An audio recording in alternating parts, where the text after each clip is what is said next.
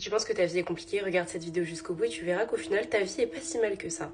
Aujourd'hui on parle de l'histoire de Valérie Bacot. Je pense que son nom vous dit quelque chose parce qu'elle a littéralement vécu l'horreur en France. Valérie Bacot a grandi avec sa mère et ses deux frères. Il faut savoir que sa mère elle est alcoolique et pas du tout aimante avec Valérie. Sa mère ramenait de nombreuses fois beaucoup d'hommes chez eux et un jour Valérie va surprendre sa mère au lit avec un homme, Daniel.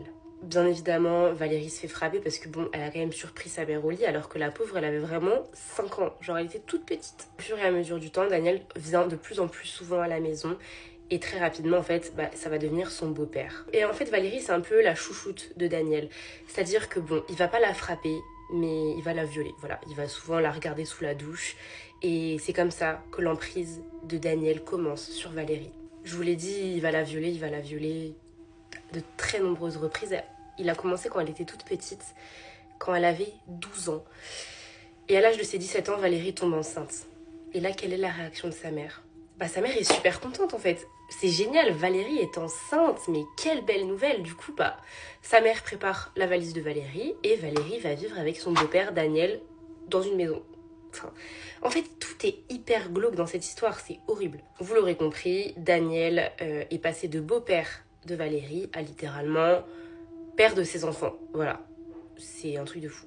Pour que vous compreniez un peu la psychologie de Valérie, Valérie elle est sous emprise depuis son plus jeune âge, donc elle en fait, littéralement en fait, elle voit pas le mal. Enfin, c'est pas qu'elle voit pas le mal, c'est qu'en fait elle se pose pas de questions. Juste elle survit. Parce que oui, dès qu'ils emménagent ensemble, Daniel commence à frapper Valérie. Et c'est littéralement pour ça qu'elle essaie de survivre. Et chaque jour qu'elle passe, en fait, elle se dit, quelle chance, parce qu'aujourd'hui, je suis pas morte. Bien sûr, elle a ses enfants. Au total, elle aura 2 fils et une fille. Et Daniel commence à reproduire sur ses enfants ce qu'il a fait à Valérie. Et ça, pour Valérie, c'est pas possible. Elle veut protéger ses enfants. Elle veut pas que ses enfants subissent la même chose que elle a subi. Au début, Valérie avait un travail. Mais bon, ça a pas plu à Daniel. Donc, elle reste enfermée à la maison. Et quand même, Daniel, en même temps, il se plaint qu'elle ramène pas d'argent.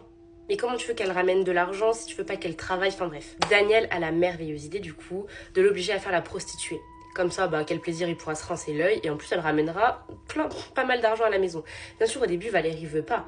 Mais bon, en fait, est-ce qu'elle a le choix? Non, elle n'a pas le choix. C'est soit ça, soit la mort. C'est comme ça, pendant des années, elle va faire la prostituée. Et un jour, elle tombe sur un client qui veut le faire par derrière. Et ça, Valérie, elle a toujours dit à Daniel, non, pas par derrière, ça c'est hors de question. Et au final, elle est forcée, elle est limite violée par ce client. Et après, elle se dispute avec Daniel. Et Daniel dit, mais de toute façon, je vais te tuer toi et tes enfants. Et qu'est-ce qu'elle fait, Valérie? Elle prend le revolver qui était dans la voiture de Daniel et elle lui tire dessus. Elle a tué son bourreau. Très vite, on va découvrir que c'est Valérie qui a tué Daniel. Et elle, en fait, pour elle, sa place est derrière les barreaux. Elle a fait quelque chose de pas bien. Pour elle, et en fait, elle est toujours vivante aujourd'hui d'ailleurs. Et elle donne des interviews. Pour elle, sa place, c'est derrière les barreaux. Et elle ne se considère pas comme victime, mais comme coupable. Elle avait déjà fait 1 an de prison en attendant son procès. Elle a été condamnée à 1 an de prison avec sursis. Donc, elle ressort libre finalement de l'audience. Elle ne fera pas plus. J'ai écouté son interview sur la chaîne de On te la raconte sur YouTube. Interview, franchement, c'est très dur à écouter parce que, en fait, elle dépeint un portrait d'elle-même absolument horrible. Vraiment, elle se montre comme le coupable, le monstre de l'histoire. En fait, elle s'est juste défendue finalement de son bourreau. Et encore aujourd'hui, alors que Daniel est mort, elle est toujours sous emprise. Franchement, allez écouter l'interview, elle est vraiment bouleversante.